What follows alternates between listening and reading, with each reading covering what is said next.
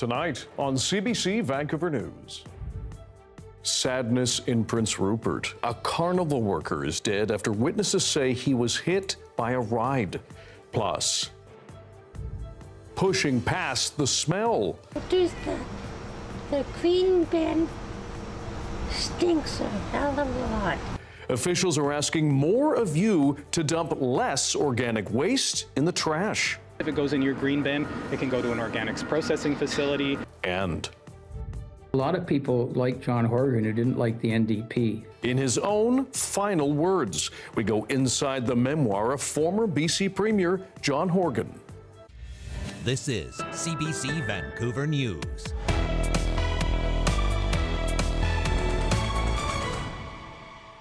Hello, I'm Dan Burritt. Thanks for joining us. An amusement park worker is dead after a celebratory night at an annual summer carnival in Prince Rupert. People in line for one of the rides witnessed his death up close. As Brady Strachan reports, members of the community are gathering to reflect and try to heal.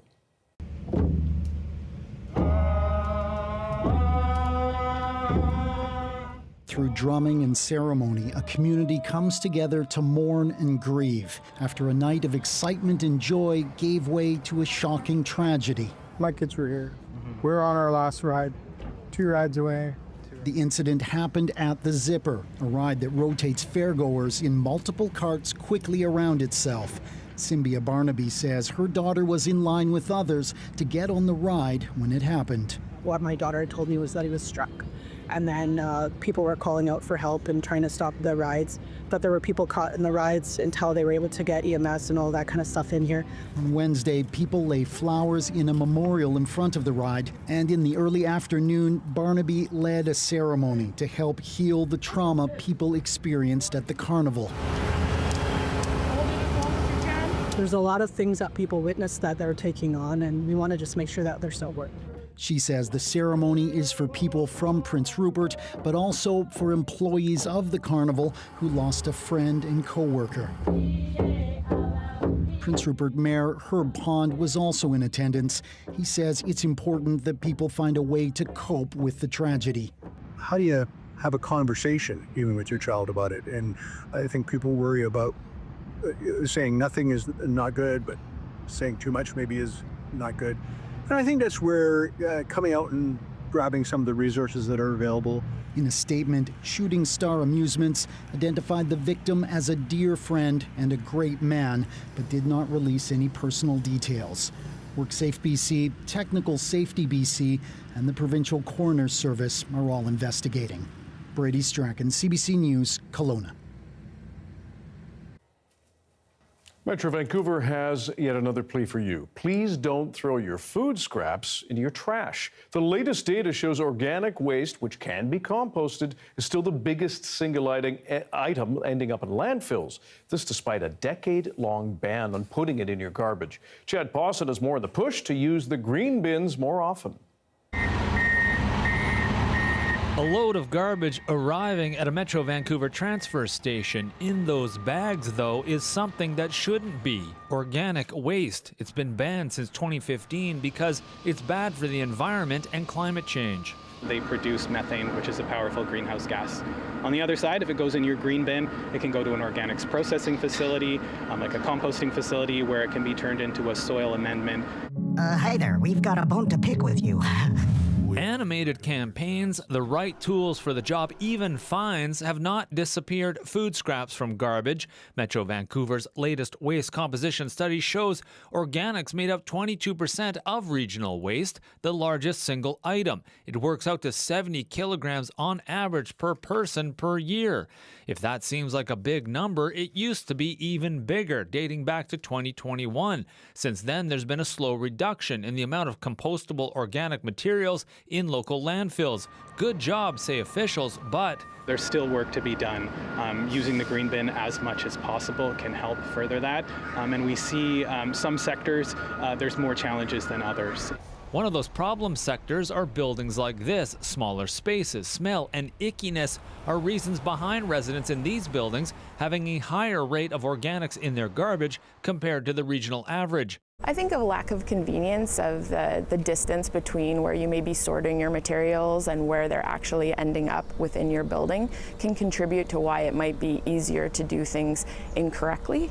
But there are buildings overcoming these hurdles and doing a great job, like this one, which houses seniors in Richmond. Bins are labeled and in an accessible location, with residents getting it right.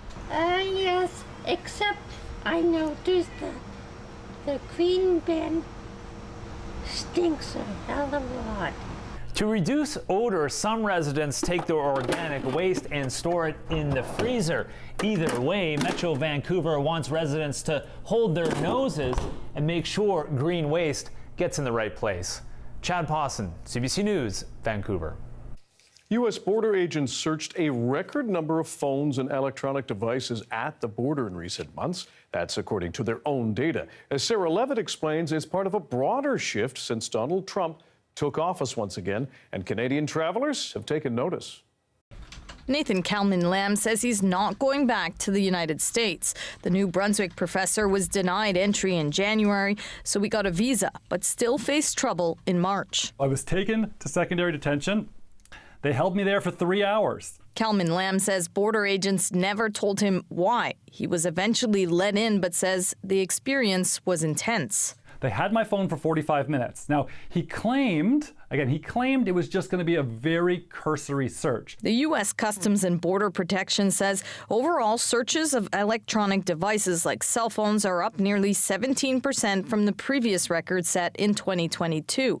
Between April and June, almost 15,000 devices were searched. I just became really upset. Going to visit her fiancé in Maine, New Brunswicker Angela Degel not only had her bags and phone searched. They had detained me in handcuffs, had me handcuffed down to a bench, and I was just really trying to ask them what was happening. U.S. authorities say they search phones for a wide range of material, from child pornography to terrorism to evidence of smuggling.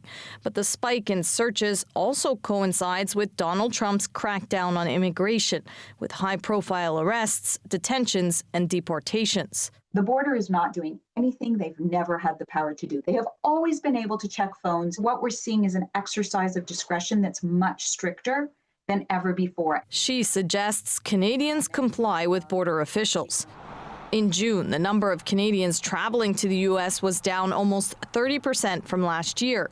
Some say it isn't just about politics, but worry about how they'll be greeted as they cross over. Sarah Levitt, CBC News, Montreal.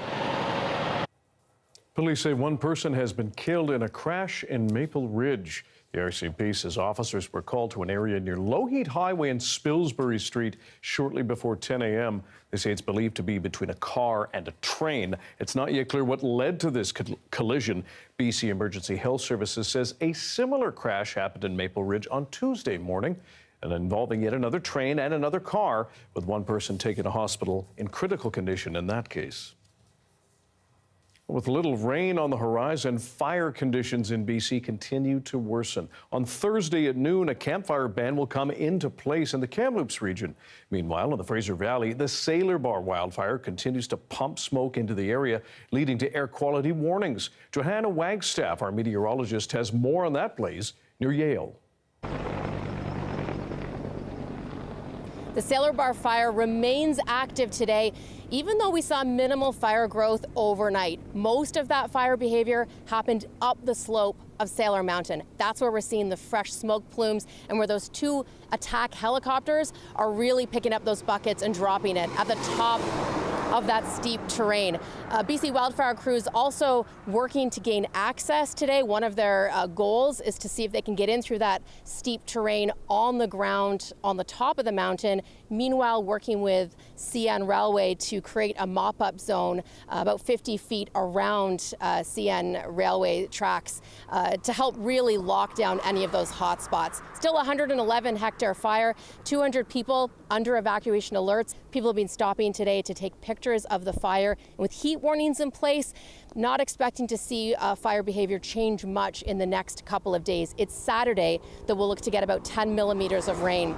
Air quality also a big story. You can smell it and feel it right now in the Fraser Canyon, but as you drive through Metro Vancouver and the Fraser Valley, you're really seeing much more dense smoke. That's coming from fires south of the border in Washington, mixing with the Sailor Bar fire. Again, some shifts in the next couple of days, but this is one of our more significant smoke events this year for Metro Vancouver. That big system on Saturday should sweep things out, hopefully giving fire crews a leg up and clearing the air quality out for southern BC. Johanna Wagstaff, CBC News, near Yale, BC. Several communities across BC, meanwhile, saw temperatures soar to record highs, with the village of Lytton really feeling the heat. It recorded a temperature of 41.3 degrees Celsius, hotter than anywhere else in all of Canada for all of this year so far. Several areas saw daily maximum records shatter on Monday, including Pemberton, Kamloops, Kelowna, and Cache Creek. Environment Canada is maintaining heat warnings for several areas, including the Fraser Canyon and southern parts of the Thompson and Okanagan regions, where highs are expected to range from 35 to 39 degrees Celsius until the end of this week. Let's go to the map, and Darius Madavi with the first look at the weather. We know Lytton gets hot, but it is still concerning. Yep, I know you said so far this year, but the window for anywhere to break it is really closing. I think we've hit the peak of this heat wave here in BC, although high temperatures will stick around for a couple more days, and we are going to see that little bit of a shift. Now, we can see some of that precipitation has broken into parts of the southern interior, but mostly just along that border, a little bit coming up to parts of the southern Okanagan. I do want to zoom in here to Metro Vancouver and the lower mainland for a little bit, because I want to talk about how we're going to see the potential for a few showers here as well. If we look at our precipitation forecast, especially as we get into early tomorrow morning, we may see a few very brief showers pass through. They might be, heavy for a couple minutes, a few minutes at a time, but really we're not looking at much total in terms of the precipitation. But the fact that we're going to get any showers is definitely a shift, Dan. And you know what? We'll take what we can get in the meantime as we remain unsettled over the next couple days. Okay, Darius, thanks very much. Thank you. Well, it is the final word from a beloved premier. A new memoir from the late John Horgan is set to hit the shelves this fall. Our Justin McElroy has more on the book and some surprising revelations.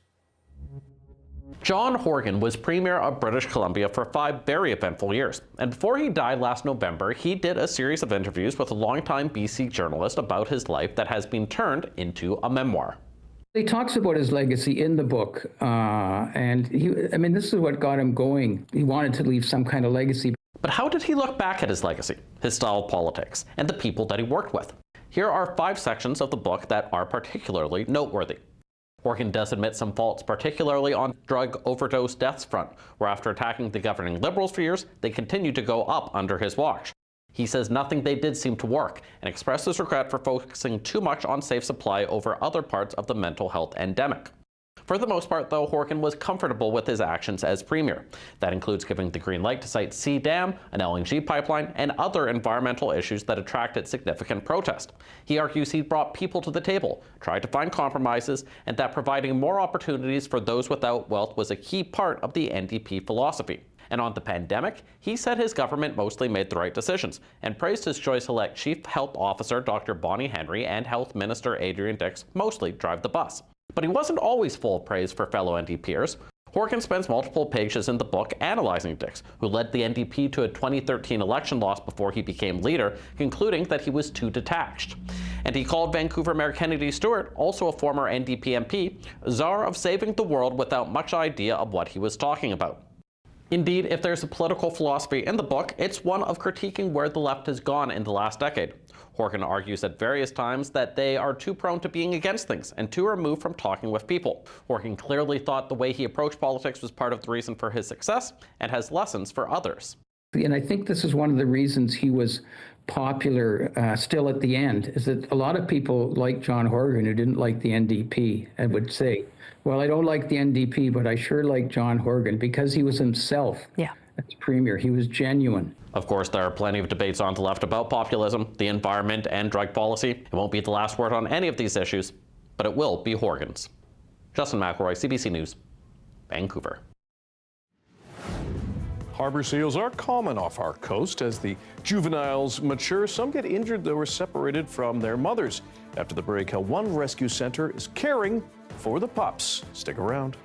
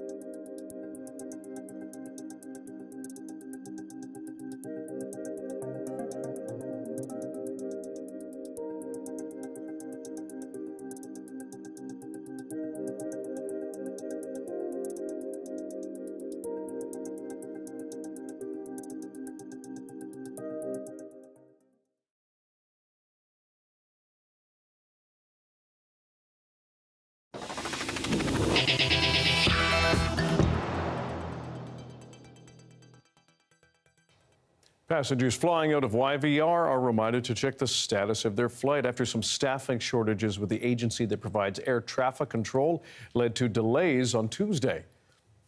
NAV Canada reported a number of delays due to unexpected staffing crunches. YVR says operations are now back to normal. NAV Canada says it continues to recruit, train, and license new air traffic controllers, and more than 450 professionals have received qualifications since September of 2023. Well, it's a busy time of year for harbor seal caretakers at the Vancouver Aquarium's Rescue Centre. Staff are trying to figure out which animals can be released and which need to stay. Darius Madavi has more. 68. That's how many harbor seal pups you can see and hear here at the Vancouver Aquarium's Marine Mammal Rescue Center. In just a few short weeks, many of these pups will be released back into the wild. But before that can happen, staff and volunteers are hard at work making sure they're ready to go. So how did these pups end up at the rescue center? So maternal separation is the #1 sort of underlying cause of why the animals are here this time of year. And that can happen for all sorts of reasons, primarily human activity. All of our animals are coming from busy places where humans are and taking up space and making noise and often interfering with that natural process. So, but you know, once an animal is separated from mom, things can go downhill very, very quickly. If you see a harbor seal pup and you think it might be in distress, he says to stay away and call the rescue center. They'll also help with any other marine mammal and sea turtles. So this is our hospital area. Most rescued seal pups really just need a chance to get back on their feet, or I guess flippers. But the rescue center is also equipped to deal with the tougher cases. I guess the biggest one so far has been Crinkle, the eye surgery, which was the first surgery for our veterinary fellow on a marine mammal. This is Crinkle. She's one of those pups who's needed a bit more attention. Crinkle went through a pretty hard time. I think someone shot him with like plastic shot. And on purpose, so that was not very nice. So he's dealing with that, or she, sorry. We have a pretty awesome training program, so we take another veterinarian for a year. We call it our veterinary fellowship. Our program really gives them some incredible hands-on trainings. Because Crinkle is permanently blind, she can't be released back into the wild. But the good news, the Vancouver Aquarium can take her in, or find another facility able to give her a long-term home. Crinkle can tell a really great story on the threats that these guys face, you know, how human activity and human expansion affects these guys. You have 68 pups here right now. How many of those do you think will be good release candidates? These volunteers that you see and our incredible vet techs and all the people, they are running about the most successful harbor seal rehab program in the world. We are approaching 80% success rate. For most of the seals that come in, once they're eating well and their checkup shows they're healthy, it's time to graduate to the big pools. One of our pre-release pools, so group housing, this is where we let the animals have a lot more room to swim. We've got an even bigger pool that's kind of our pre-release pool. So really it's a matter of putting the animals together, making sure they can compete for food, they're actively able to get the fish, actively swallowing, and doing a lot more swimming, a lot more diving, and really getting into condition for being back out in the wild. So how long would these guys have been here? Guys and gals? Yeah, these guys would have been some of our earlier seals that came in, not like our super early seals. So I want to say they've been here all together in the facility probably about 6 weeks, maybe 7. They're having a great time. They are goofballs, yeah, and they're very funny together. Yeah, they're always up to something, that's for sure. Yeah, it's good to see them really healthy and kind of getting back to being real seals. Yeah. These adorable pups have a bright future ahead of them, whether they end up splashing around back in the ocean or as a beloved and pampered addition to the aquarium. And it's all thanks to the dedicated team here making it possible. Darius Madavi, CBC News, Vancouver. A look at the day that was in Tofino, where the temperatures were in the mid-teens and lots of people enjoying the water. But the traditional August fog is lifted. Darius will have your BC-wide weather forecast coming up. Please do.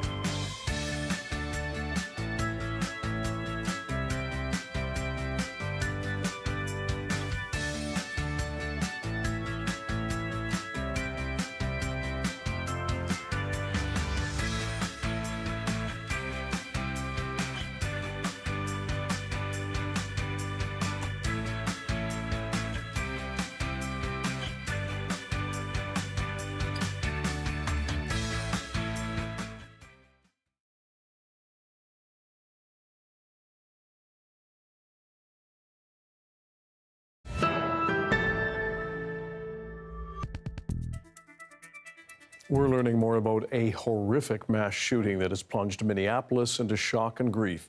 Police say a gunman shot 19 people at a Catholic church, killing 2 children.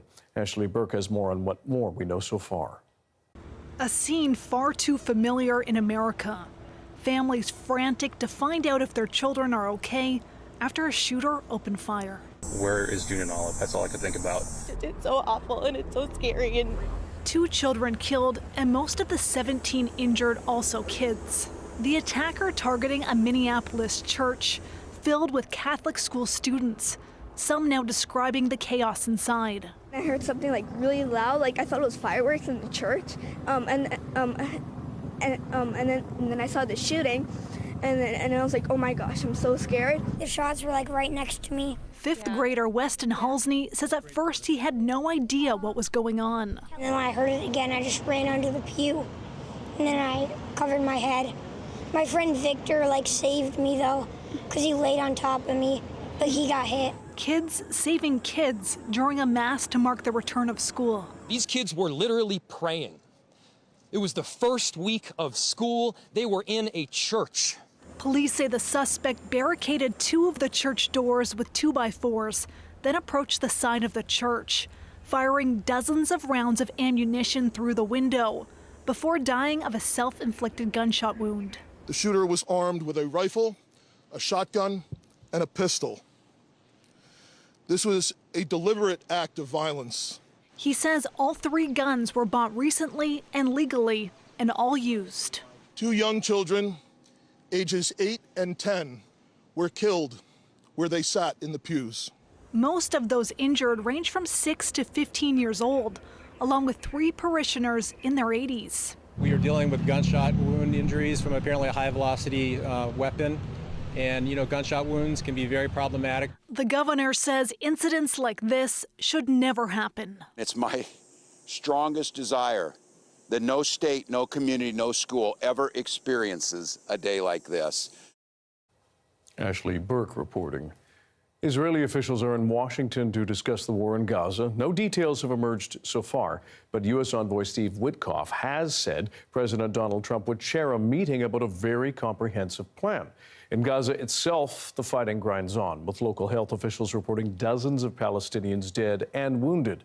More now from Blake Sifton. The Israeli military is intensifying operations on the outskirts of Gaza City, as well as the nearby city of Jabalia. That's all coming ahead of the offensive to seize and occupy all of Gaza City. There's been heavy airstrikes and widespread shelling by both tanks and artillery. And the United Nations says some 8,000 civilians have fled those affected areas to other neighborhoods in the west of Gaza City. The Israeli military spokesperson said that the evacuation of the civilian population of Gaza City was inevitable. He urged people to flee south to open areas in southern Gaza near the area around El Mawasi. Of course, Gaza City is home to some 1 million Palestinian civilians, and aid organizations have said that the starvation crisis already underway there could become much, much worse if this offensive goes ahead. The Israeli military have said that they will set up aid distribution sites as well as water infrastructure and tents to accommodate those displaced from Gaza City. Now, meanwhile, yesterday, Tuesday, the Israeli Security Cabinet met, and they reportedly did not discuss the ceasefire proposal that mediators have put forth and that Hamas agreed to last week. That ceasefire proposal would see the release of roughly half of the Israeli hostages held in captivity in Gaza. The Israeli government has not responded to that proposal, and they've insisted repeatedly that they will only accept a deal now for the release of all of the hostages, and they will only stop the fighting if Hamas effectively surrenders.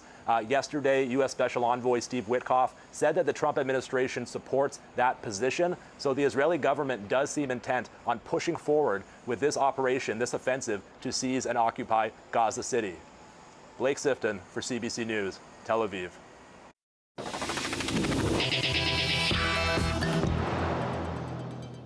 Here in Metro Vancouver, Burnaby city councillors have voted in favor of taking action to promote peace for Palestinian people. As Jonah Bailon reports, the mayor says he will ask Ottawa to implement a full arms embargo between Canada and Israel.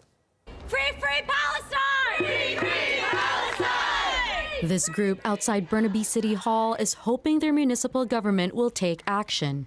Burnaby can take a pledge against apartheid, advocate for an end to arming Israel. I'm hoping for Canada to impose arms embargo on Israel and to put some efforts on evacuating our loved ones from Gaza. I hope they accept our suggestions. You know, it's totally crazy. I'm a dual citizen of Canada and Israel, and there's no words for it. Moments later, Burnaby City Councillors voted to do just that. The motion passes unanimously. That motion calling on the Canadian government to impose an arms embargo on Israel immediately. This conflict has to come to an end. And it has to come to an end through justifiable means that will support human rights and dignity. It comes about a month after a report by a group of researchers found that ammunition and military weapon parts from Canada continue to enter Israel. The report is from 4 NGOs: World Beyond War, the Palestinian Youth Movement, Canadians for Justice and Peace in the Middle East, and Independent Jewish Voices. It is based on tax and shipping records. Global Affairs Canada has told CBC News it would not comment on individual deals and permits. This is about human rights. It's about letting aid in. It's about ensuring that Canada does not play a role in any sort of violence against any civilian in any country. The motion also includes calls for Ottawa to act now to reunite Palestinian people with family in Canada through changes to a visa program. The mayor of Burnaby said he will be writing a letter to the federal government to take action. Jonna Bailon, CBC News, Burnaby. Tariffs on many imports from India to the U.S. have just doubled to 50%. Donald Trump says the move is to punish that country for buying Russian oil. Journalist Rebecca Bunden looks at the economic impact on India. With the additional 25% tariff from the US on India coming into effect, taking the total up to 50%, that is a big blow to relations between New Delhi and Washington. And President Trump and Prime Minister Narendra Modi of India have had a warm relationship. But the US has hit out at India for its increased imports of oil from Russia, which Trump says is being used to fund Russia's war in Ukraine, partly. And these import duties will have a big impact on businesses as well. Although the effect on the economy, which is expected to be about 0.6% of GDP, economists say can be absorbed. There's a substantial impact on certain sectors, and that includes gems and jewelry, auto components and textiles, for example. And these are labor-intensive sectors. They employ a lot of people who often work in manual jobs, and companies are worried about the impact not just on their own business, but also on people's livelihoods. And they're saying what they're looking at now is potentially diversifying to other markets, but this isn't something that can happen overnight. They're also calling for more financial assistance, but something by the government hasn't been announced yet. And they also say it's very difficult to diversify quickly, and they're worried that their US customers will simply turn to countries that are now more competitive in terms of their tariff rates. Now, talks between India and the US on trade, they broke down a few weeks ago, although there had been expectations that they might be able to reach some kind of a deal. Now, there isn't any clarity on when the US and India might sit down again and try to reach some kind of deal. But there's still some optimism among some experts in India that this is something that they will want to do, given the fact that they are key partners, that they will want to try to come to some kind of a deal and resolve this. Rebecca Bunden for CBC News, Mumbai. Prime Minister Mark Carney has wrapped up his European trip after meeting Canadian troops in Latvia. As we confront the challenges facing the world at this hinged moment in history, Canada's leadership will be measured not only by the strength of our values, but also the value of our strength. About 2,200 Canadian soldiers are at the military base of the Baltic country that shares a border with Russia. Canada leads a NATO mission there, which includes about 1,300 troops from other countries. Carney announced Canada's NATO presence in Latvia will continue for 3 more years. Ottawa is also boosting pay for soldiers deployed in dangerous zones and says it's striving to replace equipment needed by them. Carney's trip also included stops in Ukraine and Germany, where Canada hopes to strengthen trade and military ties. Huge volumes of alcohol were taken off store shelves across Canada in response to American tariffs imposed by President Trump. With no one buying or drinking the American stuff, it is some asking whether booze actually expires. Natalia Weichsel has more from Quebec. All right, so in Quebec, there is a bunch of American alcohol that's going bad. Basically, ever since the provincial government ordered Quebec's liquor board to remove U.S. alcohol from its shelves in response to tariffs imposed by President Donald Trump in early 2025, well, about $27 million worth has just been sitting in storage. But not all products are meant to have such a long-term shelf life. So it got us thinking, how quickly does booze actually expire? So let's break it down product by product. What expires the fastest? Experts say that products that contain dairy or mixers, well, they're usually the first to go. For example, some ready-to-drink product have cream into it. So this has to be consumed very quickly, especially if the temperature is higher. So with the ready-to-drink products, there's sometimes 6, 7, 8% alcohol. So, and sometimes they have to put preservative inside to make it stable. So in the long run, it's going to be okay for 6 months, 12 months. But after that, it starts to be tricky and dangerous a little bit, that it can deteriorate. Nothing bad for the health, but you won't have the same taste, that's for sure. What about wine?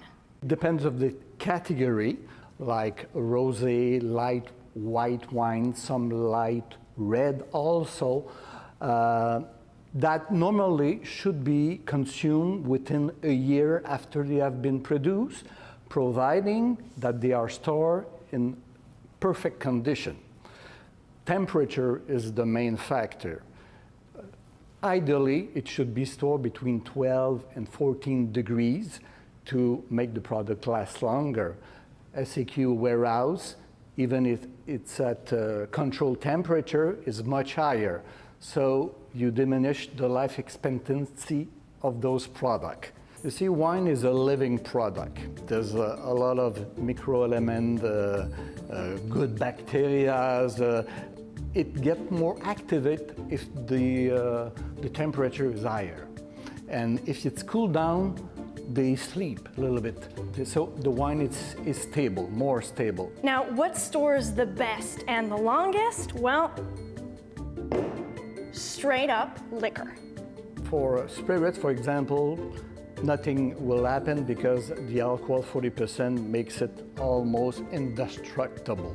So spirits are pretty much good forever. And if you have some products that are past their best before date, well, experts say there's no crazy health risks if you consume them, but you might lose out on some of their authentic flavors. As Canada combats its second worst wildfire season ever, some are suggesting a new model for firefighting across this country. Volunteers or perhaps firefighting reservists. How that might work and why it's getting some heat. Next.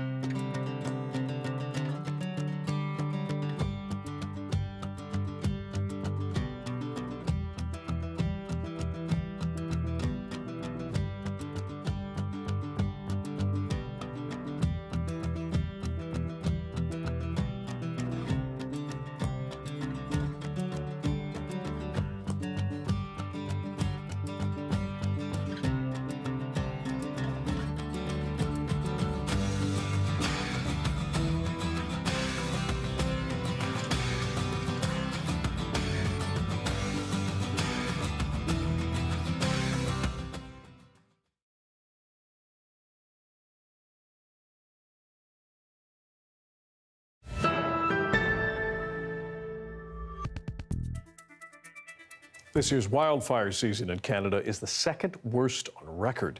Communities have been evacuated and resources stretched very thin. The CBC's Julia Wong looks into the potential value and challenges of recruiting more volunteer firefighters. Well, we're nothing if not resilient. When wildfires tore through Alberta in 2023, Sean Guernsey jumped in to protect the family property. Trying to fight it with whatever we had, whether dirt, a couple skid steers, pails, 5-gallon pails. All of this stuff was brown. The property was saved, thanks in part to a contingent of relatives and neighbors who stepped up. It was a 24-hour period before we saw official firefighters. As Canada battles another brutal wildfire season, taxing resources once again, should other firefighting models be explored? In the state of Victoria in Australia, a volunteer fire service responds to bushfires. Volunteers get nationally recognized training. We operate exactly like any other fire service would operate. The only difference is the people that are in the truck responding to the incidents are not paid. They're not remunerated. Here in Canada, in provinces such as Alberta, anyone can sign up to be a wildfire reservist. Those reservists help out in firefighter camps or with hotspots. They get a day and a half of training and undergo a fitness test. They're paid during that training and if they're deployed. They want to be involved and help where they can. And of course, we want to make sure that that opportunity is available for them. Critics say Alberta's program puts people at risk, and a day and a half of training isn't enough. They won't recognize the dangers. Being able to understand fire behavior, understanding actions and reactions. Guernsey agrees the work is dangerous, but he still plans to sign up next wildfire season. Hopefully people can be wise, but you should be allowed the decision whether or not you fight for your place, for your neighbors, for your livelihood. Alberta's reservist program started in 2024. About 80 people signed up this year, fewer than last year. The province's forestry minister says the program will continue, adding there's no jurisdiction in the world with enough personnel to fight wildfires. Julia Wong, CBC News, Edmonton.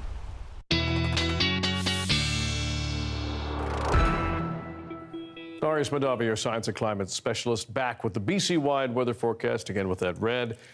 Just the heat sticking around. It is, that it is. Now, we've seen less heat records broken today than in the past few days. I mean, Dan, I think we were talking earlier in the show about how we saw, it was 29 heat records broken yesterday, 15 the day before, 21 the day before that. Today, I've seen one broken, and there may be a couple now that have come in the last hour or so, but far less, but that doesn't mean that there isn't still dangerous heat in parts of the province. This heat warning won't drop until tomorrow now. Originally, we were thinking maybe today, maybe tomorrow, definitely tomorrow. For these ones, the one in the southern Okanagan boundary region has dropped, but for the Fraser Canyon and the lower Thompson region, those ones still in place. A little bit of precipitation has made its way up into parts of the province, along with a little bit of lightning, but not as much as they're getting down south. We're just kind of being grazed by a bit of a low that's moving across Washington state. Fire danger has continued to rise. We have a lot more orange now than we have in recent days. We were looking at a lot of green towards the end of last week. At the beginning of this week, it was a lot of yellow. Now we're in the orange phase. If things continue as it seems like they might, we're going to see a lot of more red on this map in the days ahead as well. Even though temperatures are coming down a bit, they're still elevated, and there isn't much precipitation in the forecast. We may start to get some more lightning as we get into the weekend and early next week, and that could mean new fire starts for sure, given how dry the fuels are, because we've been, again, so dry, so hot, so sunny. You can see the temperatures have come down a bit, like places like Kamloops, which were 39 yesterday, now down to about 36 today. Those temperatures stay pretty consistent into tomorrow in most places in the interior, but by the coast, temperatures do come down a bit. Some places closer to the border, like Osoyoos, do see temperatures moderate pretty significantly into tomorrow, but other places definitely sticking with that heat. Some places in the northeast, anywhere about 10 degrees above normal. Some places in the territories, just as a side note, up to 15, even above that, temperatures above normal over the next few days. We're seeing quite a bit of haze in parts of the southern parts of BC. That is mostly coming from fires in Oregon, though, not so much from ones here. You can see that not as much surface smoke, but there is still a bit in places like the east coast of Vancouver Island, so be aware of that. Plenty of sunshine tomorrow with a few convective showers possible in parts of southern BC, including here in Vancouver. We may see some convective showers at times tomorrow morning, and then maybe returning in the late afternoon. Friday is also a possibility, probably in the morning, and then Saturday, potential for even a thunderstorm, mostly in the Fraser Valley, late in the day. Okay, Darius, thanks very much. Thank you.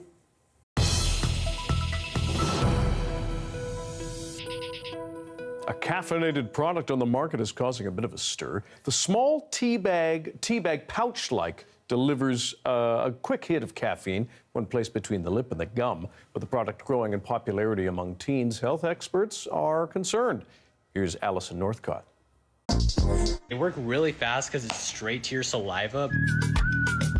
Promoted by influencers. I just had to look up a video on it, but you're actually supposed to put them in your upper lip like this. And athletes. Pack a punch.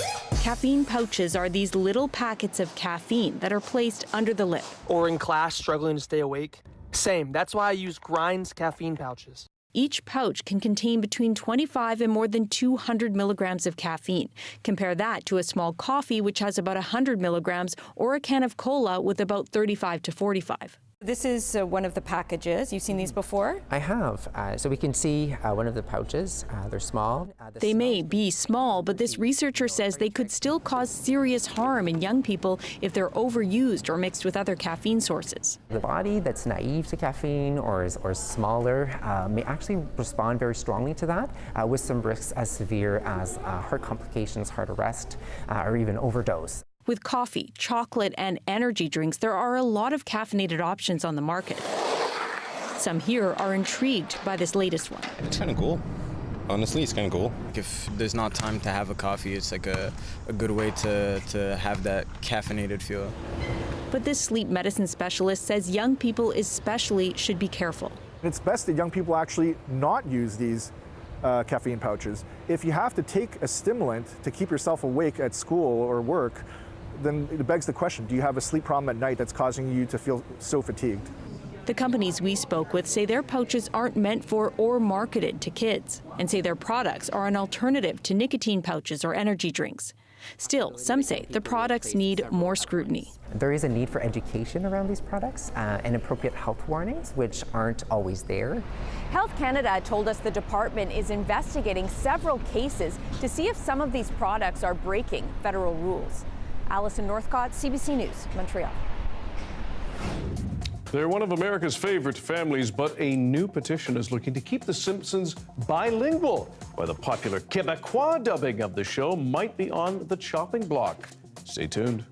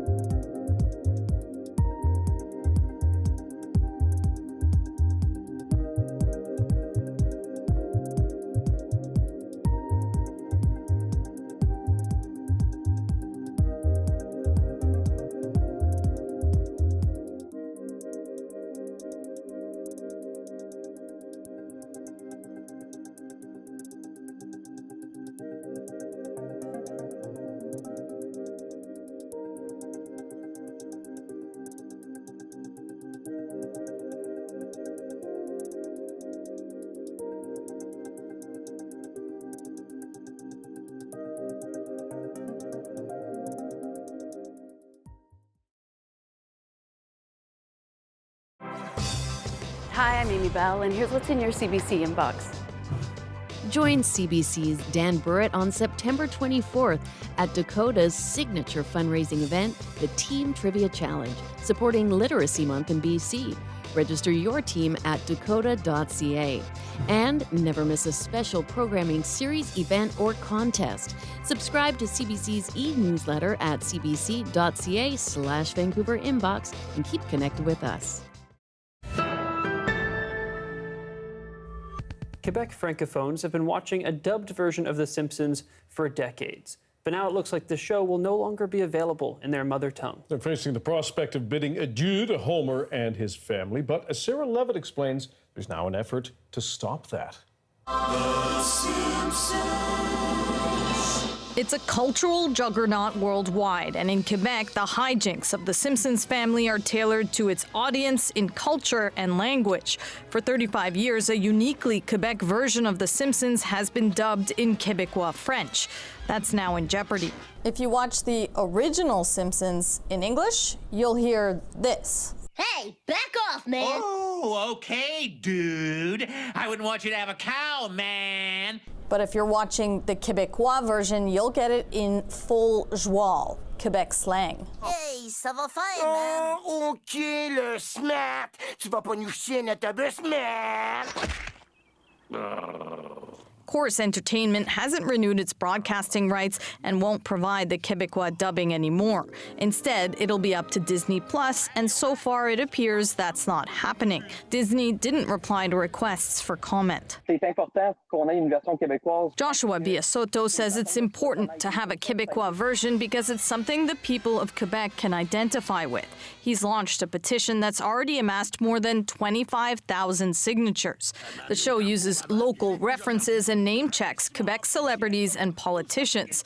And the French version from France just won't cut it for many. Imagine yourself not having access as a Canadian to the US version of The Simpsons and being forced to watch a UK version. Despite the loss of Les Simpsons, streaming services like Amazon Prime and Netflix have kept Quebec's dubbing industry busy. Because they want the language and they want the culture and they want the flavor. Is Disney going to find a new partnership with another broadcaster? Hopefully. Or else, for the first time in 36 years, Les Simpsons won't be available en français québécois. Sarah Levitt, CBC News, Montreal. Always good when you get the local cultural references. That's the big value of that, I think. I would say so. And it feels like The Simpsons, no matter what language Exactly, it's in. yes, Yeah. exactly. Now, unlike your grocery purchase, tomatoes that are overripe and squishy are the best for a food fight.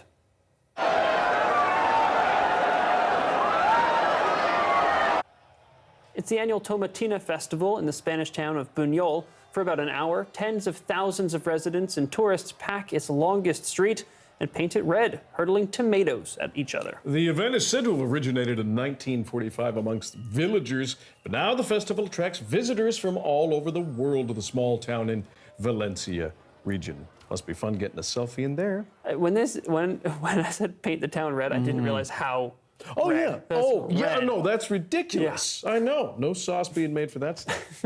Thanks for being with us tonight on CBC Vancouver News at 6. You can watch this newscast on CBC Gem, YouTube, and our website. And we'll have your next local news at 11 o'clock right after the National.